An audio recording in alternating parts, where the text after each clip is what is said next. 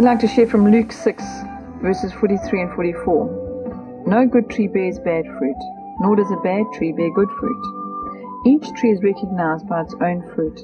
People do not pick figs from thorn bushes or grapes from briars. While we live the learning lifestyle, we've discovered a number of things begin to happen, and we begin to experience fruit that I can't imagine would have been able to happen in any other way had we not been at home united and living and experiencing the Word of God. One of the richest fruits for me personally has been the opportunity to love our children and to listen to them, have time to listen to our children and experience their experiences with them while we pay attention to their needs and we nurture them. It's so much easier to be attentive to their interests, and I'm convinced that God just blesses us abundantly because He knows that we are being faithful to our families. And so we expect from God, we expect Him to fulfill our needs because He promises us that He will do so. And as He is meeting those promises in our lives, we're able to meet them in the lives of our children. As we yield to Him, I find that it becomes a more natural process to just give gently to our children in a godly way. And I'm sure that can only be but a delight to Him. And this is why we experience such a blessing and a richness in this learning lifestyle. Taking a walk in nature, for example, becomes such a rich and rewarding experience because we are having a relationship with our children. And all the KONOS units we've been busy with, and all the godly character we've been actually practicing through the patience unit and the attentiveness unit, begins to be practiced as we walk together in nature as a family. So it just naturally starts to flow through our lives, this whole learning experience. One of the blessings I've received in walking this lifestyle is seeing families who have chosen this lifestyle grow. And I've noticed how many of the concerns they had when they embarked on this journey no longer are concerns for them as they've lived it. For example, sport. They were concerned that their children would be missing something by not being part of a sport, competitive team of some kind. As families enjoy living KONOS together, they start to realize that sport becomes part of their life, part of their living, going for a hike, swimming, riding bicycles, cycling, playing a game of basketball in the back garden or whatever. Our experiences of living KONOS together is where our learning takes place.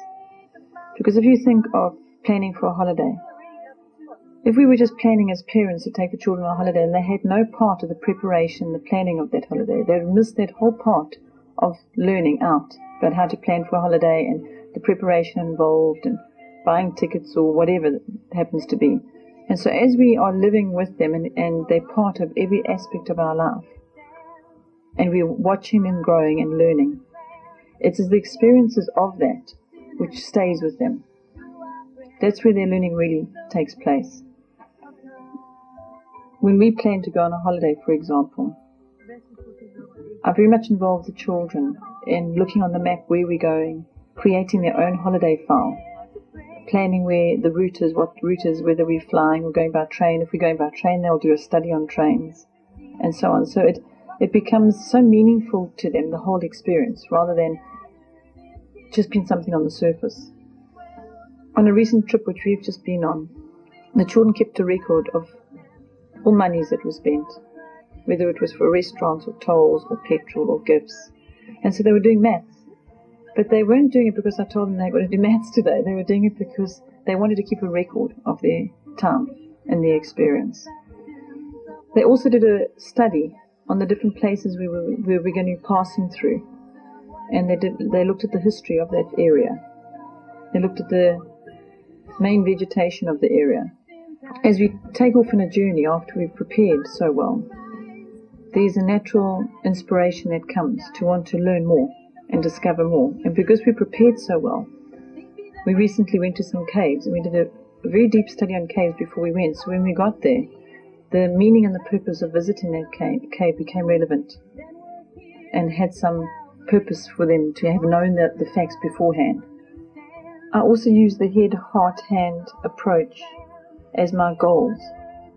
so that I can bring it into a yearly goal, monthly goal, weekly goal, daily goal. So at the end of every day, when I put myself down to sleep to rest, I consider whether my children have had some head time, where they've had structured seated learning, some heart, where they're serving, and hand, which is obviously the hands-on activities, which they do much of with the KONOS. So it's good to remember that, to keep that balance. But I think it was also essential for us to remember the fun aspect.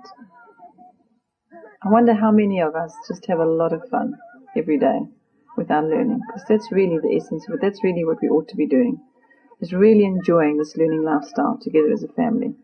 It's so essential for us to remember to keep the balance for everything in life. And it's one of the things that helped me as a key, where I have head, heart, hand approach.